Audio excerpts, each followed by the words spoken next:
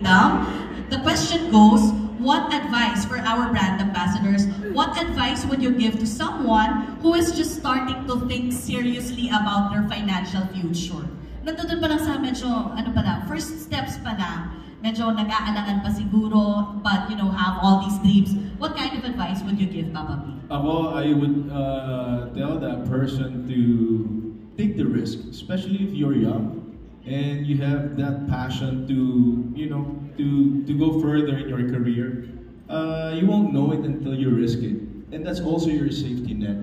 Knowing that you are actually doing this for your future. So you're more, excited to work. You're more excited to wake up because you're not just paying for something, but you're building your future. Oh, it's paradox, no? It's a risk that you take, but it also the payoff is great when you go for it. What about Sarah and Mateo? For somebody na nagsisimula sa financial journey.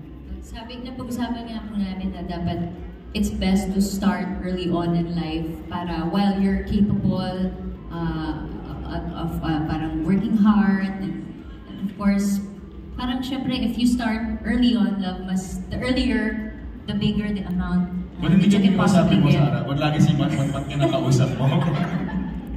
Ano may nasabi na share ko sa amin? Kasi naman po eh. Kasi naman eh. Hindi. So, mabalik nga tayo sa trabaho natin kasi nakakalimutan yung trabaho pag nakikita mo yung Papa P. So, ayun nga, dapat you start early on in life. At saka, meron po kasi parang connotation na pag sinabing life insurance para lang yun sa mga financially capable. Pero nakakatuwang malaman na as minimum rate is you can open a policy by how much po? Sabi na Miss, 1,000? Well, it depends actually. For example, I have a term insurance that's just 500 a month. May ganon. May ganon pala po. So, ayan. Diba? We want to encourage everyone na kumuha na ng life insurance with Sun Life. Oh, doon kayo sa 129 years old company na. Diba? Oh, wow! Of course, you have to find, obviously, a very credible company, like what you said, 100 plus years. And like what Sarah said, it's very intimidating at first. How much you have, do I have that much to invest, etc. But what's really good about Sun Life is that you get to talk to a very credible, knowledgeable advisor who can really guide you along the way. When I started more than 5 years ago, with Sun Life, I was very confused of how do I start? What policy do I get first? And they guided me. They said, Mateo, this is the first one. If you want to be on a longer term investment, what kind of appetite you have, etc. And now that I got another policy just a few months ago, now that I'm a married man, I would ask again my advisor, what do you think best fits? What policy best fits my lifestyle now and where I want to go? So I told them what my dreams, my goals, etc. for me, my wife, and they advised us on what policy to get. Kasi it's a very personal di ba?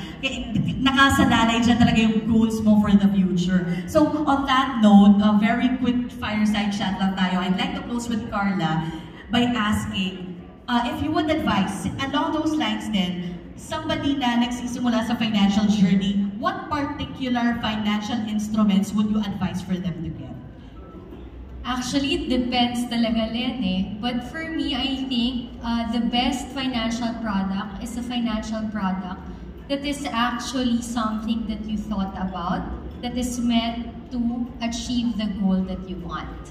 So if, for example, your goal is to ensure that your family will be able to persist as far as their future is concerned, then life insurance is the product for you.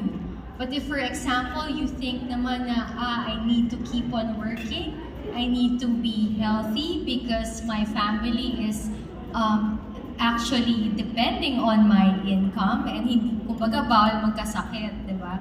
Then critical insurance now is the product for you.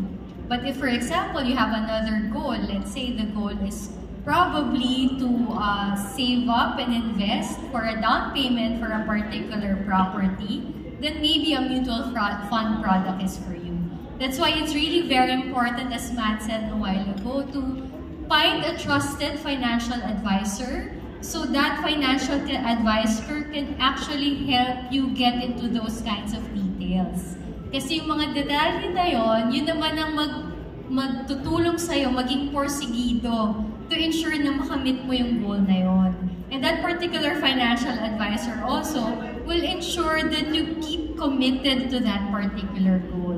So kumbaga, the financial product is just the vehicle for us to be able to actually achieve our dreams. Okay, there you go. Ayan na, kasi